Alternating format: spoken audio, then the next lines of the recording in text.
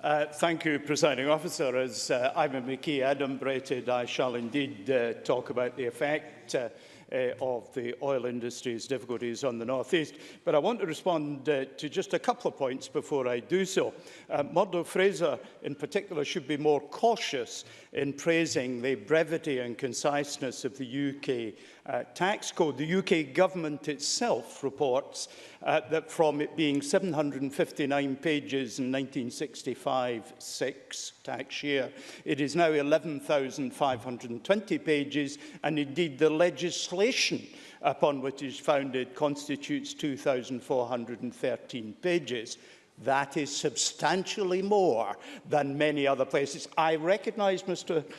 Fraser correctly quoted, but he needs a wider context. And to Jackie Bailey, and she should listen up because this is unusual, I found her analysis more focused and more relevant to the debate than I often do, although I am, of course, going to disagree with some of the conclusions she draws from it. But I do encourage her to live up to the improvement in her contribution that we've heard today.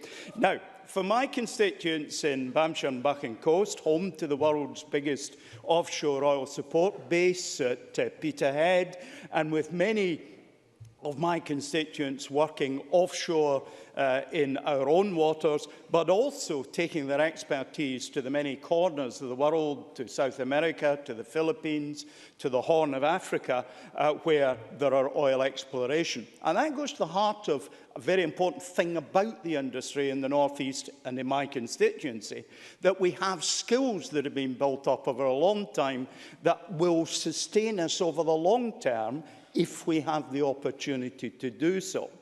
And being denied the opportunity to take those skills to the new renewable energy industries that we had expected, many of which would be offshore, where there would have been a particular relevance to the skills for the engineers and people who work offshore in the oil and gas industry, is a particularly hurtful blow to the future economic and personal prospects of the North East.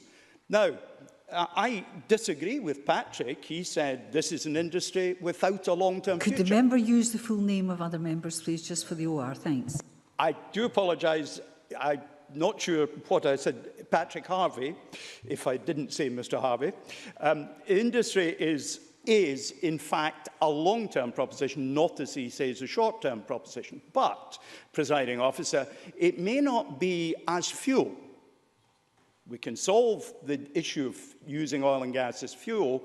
We've yet to make a big impression in the use of oil and gas as chemical feedstock. So it will remain an important part of an industrial environment, even as we move away from using oil and gas as fuel. Yes, I will. Briefly, Patrick Harvey. The member makes a serious point, to which I did acknowledge there's a place in this argument. But does he really think, given the impact that's happening on investment in the North Sea at the moment, that if this material, hydrocarbons, was only being able to use for non-fuel chemical feedstocks and not for fuel, does he think any of it would be economically viable as an investment? Stewart Stevenson. Mr. Harvey is clearly listening to a different speech from the one that I gave, because, of course, I did not say that. But I point to the long-term future because Mr. Harvey said there was none. I suggest that there is a long-term future. A third of our oil remains, and that's only of the stocks that we find. We know that we're still finding oil in our sector. The Norwegians are finding oil, for example, in the Johan Sverdrup field relatively recently. So opportunities will continue to be there. There will be opportunities for investment. And we see the successes of smaller companies that various people have referred to.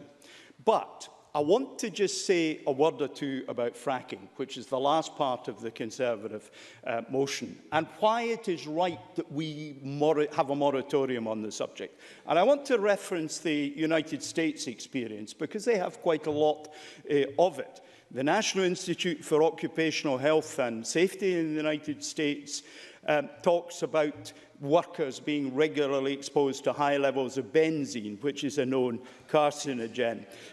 I've no longer got time, do forgive me.